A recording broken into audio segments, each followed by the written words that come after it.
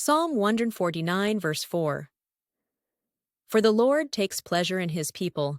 He crowns the afflicted with salvation. Context and overview.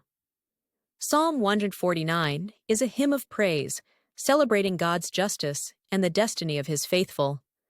Verses 1 to 3 call God's people to sing a new song, rejoicing in him with dance and music.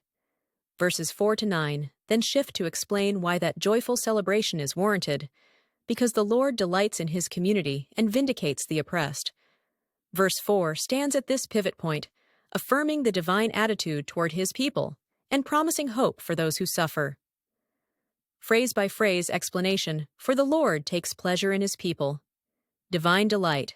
Unlike capricious deities in ancient myth, Yahweh is portrayed here as genuinely pleased by the community that honors him. This isn't a fickle or grudging favor. It is a delighted, intentional enjoyment of the worship and character of his people. Identity and belonging. To be part of his people is to enjoy a special relationship.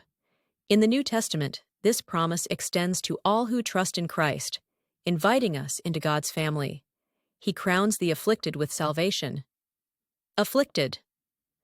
The Hebrew word can mean the poor, oppressed, or those bowed down by hardship and injustice. These are people whose lives are marked by suffering, marginalization, or inner brokenness. Crowns. With salvation. A crown is a symbol of honor, victory, and reward. God responds to suffering not by indifference, but by bestowing deliverance. Salvation. She's rescue, healing, restoration.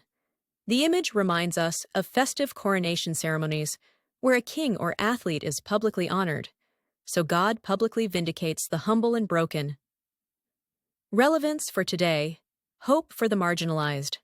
In a world rife with inequality, refugees fleeing war, families crushed by poverty, those battling mental health or addiction, Psalm 149:4 reminds us that God delights in those very people whom society overlooks.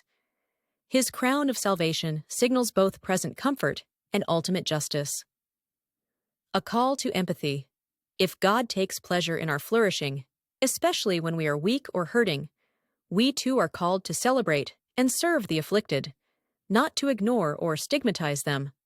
Modern churches, charities, and social movements find here a divine mandate to uplift the vulnerable. Assurance in personal trials. Individually, when life's burdens weigh us down, loss, sickness, broken relationships, this verse assures us that God sees our distress and will crown us with his saving grace. Our suffering is neither meaningless nor unseen. Application: personal prayer. When you feel forgotten or overwhelmed, pray Psalm 149:4 back to God. Let it remind you that he delights in you and is at work to bring you deliverance. Community action. Identify local needs.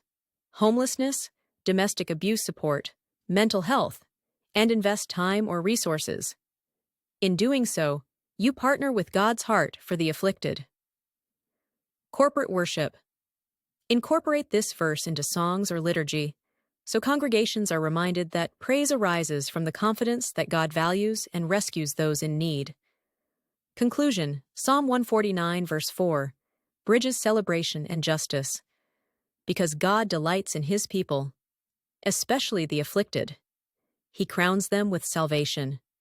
In today's fractured world, this word offers unwavering hope to the hurting and a divine blueprint for compassionate action.